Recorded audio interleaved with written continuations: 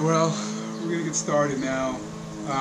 Just put the car in the air, and I'm gonna, remove the cap.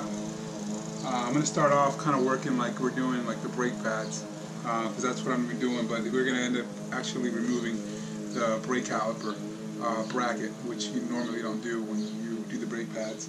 So we're gonna do that. But this side is the side that I need to change the hub on, and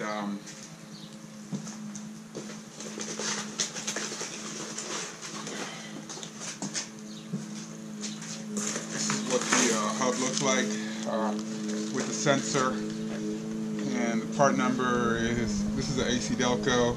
It's a GM part number 193-12369, and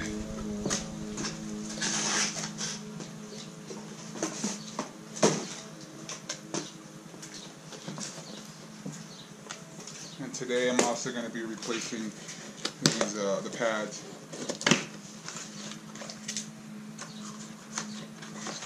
These are the pads, and I got these green brake pads, UVC brakes.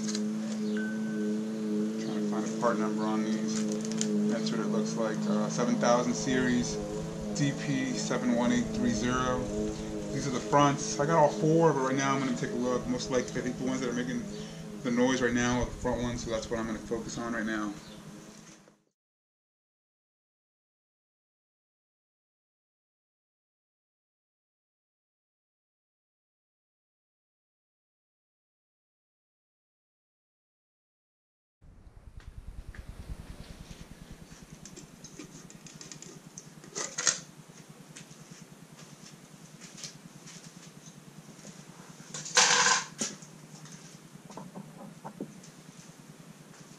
So this is your center nut. Right now,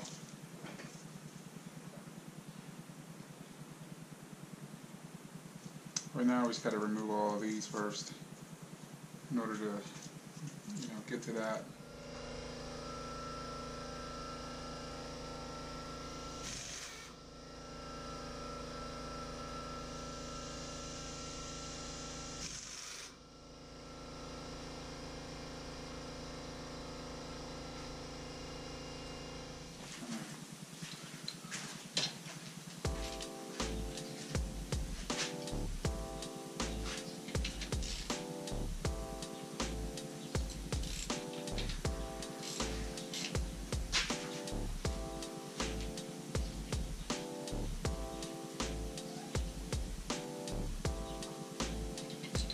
Yeah, you don't need to take one.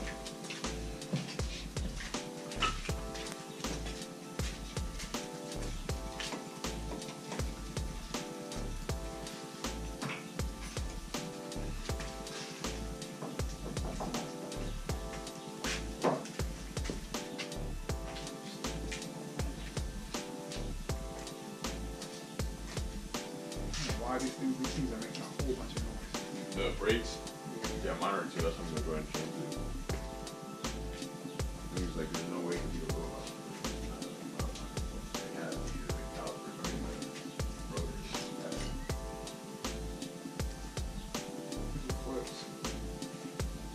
These are the ones. These are what I'm going to replace them both. On both sides? Yeah, I think that's both. It doesn't matter which one goes.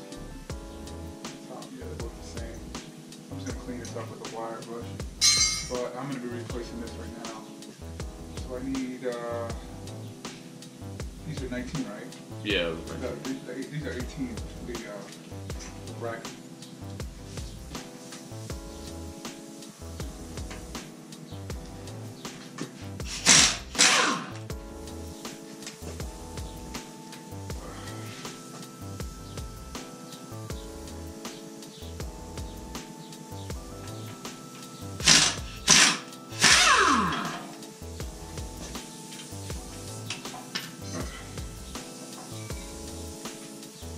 Now it'll be easier to clean off the car.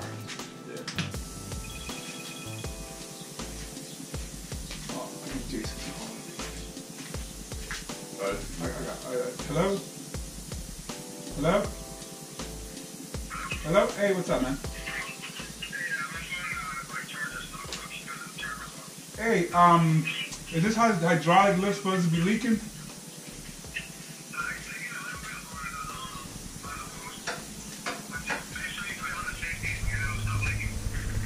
On the safety?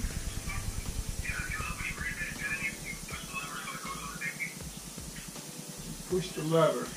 What lever? Yeah. Yeah.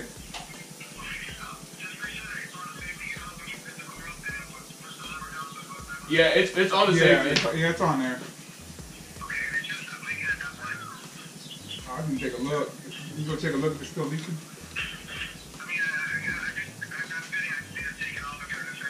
Okay. It's leaking a little bit. It's leaking a little bit, he said. No, but this is a big truck. So, okay. So if it starts to fall, I have to run, right? Don't run into the post? Okay. I won't run into the post.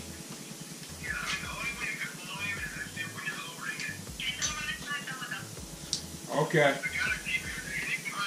Don't scratch the Galaxy. I got it. All right. All right. Bye-bye. Bye-bye. T25. You can hold it. Yeah, that's just you got it.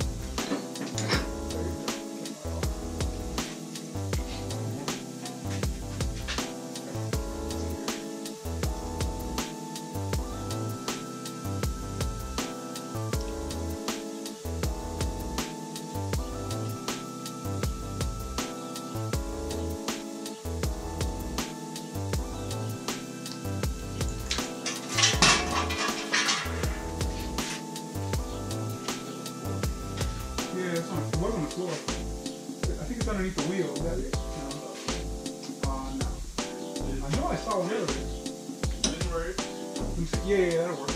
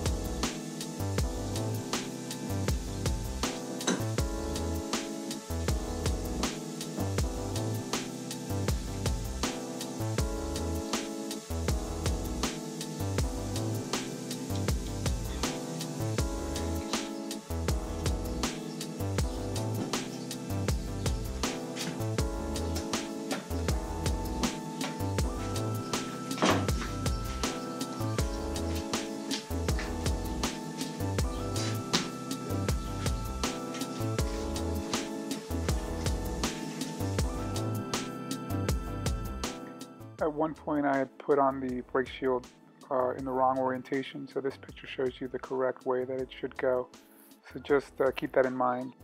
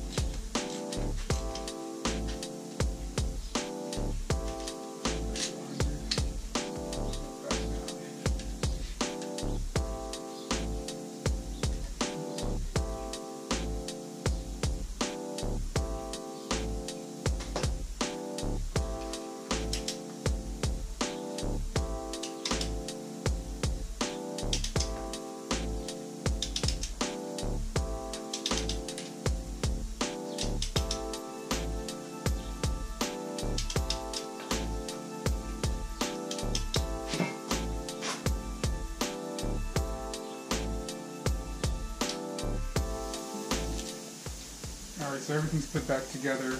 The center nut gets tightened once the car is on the ground, so that way the wheel doesn't spin. It's 156 pounds of torque, foot-pounds of torque for the torque wrench. These clips all get put back in, where they correspond. Everything just flips in the way it was before.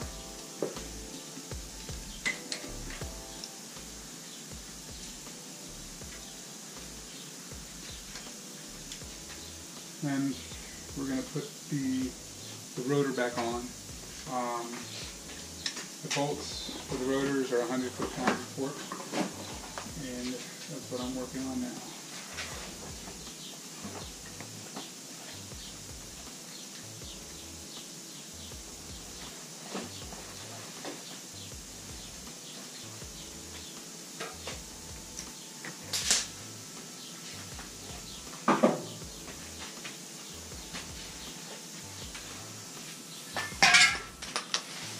I'm going to tighten this down, but I'm not going to go all the way with it.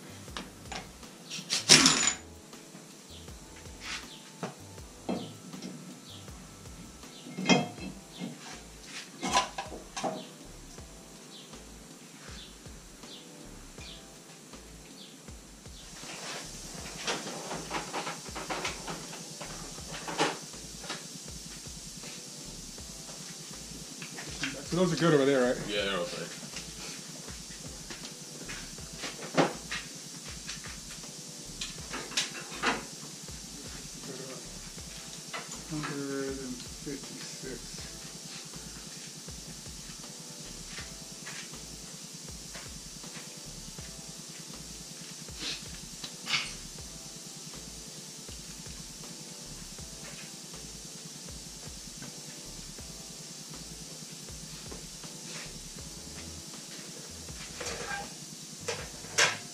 Those away. Is that? Yeah. You have Caliper.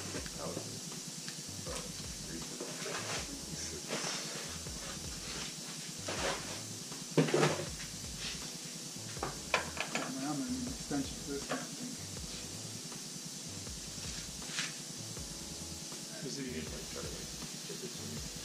Alright, it shouldn't matter. I know some of them you have to line up with the valve stems. Alright, well I just wanted to do a follow-up video on the process of putting back the caliper and the hub. Battery ran out on the camera. I didn't realize until later that it had gone out. But I mean, I had put everything back. I had taken everything off. I think it's the most important thing, I guess. Just getting to that hub, taking that off.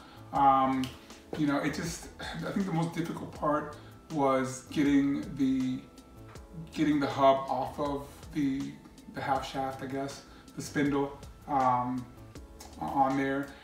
So what I ended up doing was just with the hammer, just tapping, rotating, tapping, rotating. I kept doing that until it came off. I put a little bit of you know, anti-seize or I mean, some of the oil on there. You could probably use DW40 to help, you know, get at that. So I think that was the most difficult part. I was using, you know, the air gun, which helped, the power tool, you know, the air tools, which does help.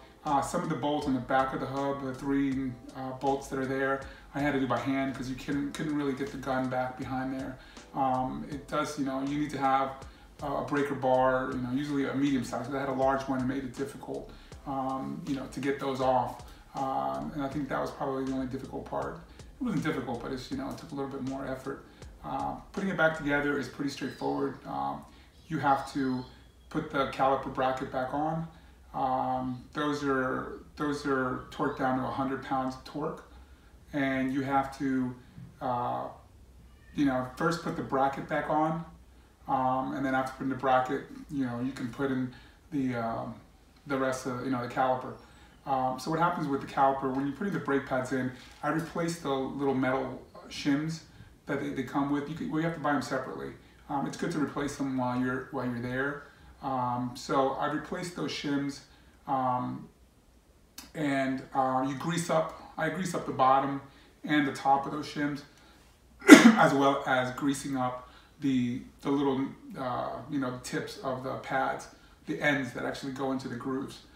So I greased those with some white lithium grease, or, you know, whatever, you know, I had a silicone synthetic grease that I had there, but white lithium grease is usually what's recommended for that. And then you can just torque down by hand those calipers. I don't think there's really a torque spec for that, but that's the reinstall process, you know. And then getting the bolts for the wheel nuts, the bolts, the wheel nuts on there. For this truck, I think the recommended torque is 110 pounds, you know, per square foot, 110 foot-pounds. So that's pretty much it. I mean, it's pretty straightforward. The brakes aren't making any noise, so I solved that. And also with the rotors, you know, if you were here to change out your rotors or change out your brake pads or both, then this will also help you. The rotors just have a, you know, a screw, like a T25, you know, screw, and that just holds it in place. And that you just hand tighten also. So that's how you change the rotor out if you need to. I just did the pads. The rotors are in pretty good shape. There was no grooving in it. You know, you can run you have to make sure that the rotor's cooled. You know, ask me how I know. You know, when I started out doing the brakes, one day I just pulled up into my garage and just tried to take off the rotors, you know, soon after stopping, you know, driving the car. They get really, really hot. So just make sure you don't, you know, let them cool down for a bit. You know, 20, 30 minutes should be all right. But you can run your nail across the rotor. If you feel like deep grooves where it's just catching, then you probably need new rotors. If it still feels pretty smooth on both sides, then you should be okay. So mine are, you know, they seem fine, and, you know, they seem to be working. So, and then also another step is you have to cycle the brakes, I guess is what you call it. It's just pushing down several times to get the hydraulic fluid going, you know, getting the air out of there. So you just have to, before you start the car, or right after you start the car, you want to just press that pedal brake a whole bunch of times, all the way down as much as you can. And then just follow a braking procedure for brake pads. Usually it's like, you know, you drive 20 miles an hour, you hard brake, and you keep doing that a couple times. Just most of the brakes will come with instructions, so just follow whatever they say and you should be good to go. So hopefully, I hope you guys enjoyed the video. If you like the video, you want to see future videos, just go ahead and like and subscribe. Subscribing is the best thing, you know, that you can help me out with, because, you know, YouTube changed their policies now and you need 1,000 subscribers and in order to monetize. And I'll keep making videos regardless. I mean, I enjoy helping other people, and obviously I enjoy working on cars, and like Tavares says, you know, wrench every day. And obviously I am the warranty for all these cars. So I just want to thank you all, you know, those who have subscribed, and keep watching. Thanks.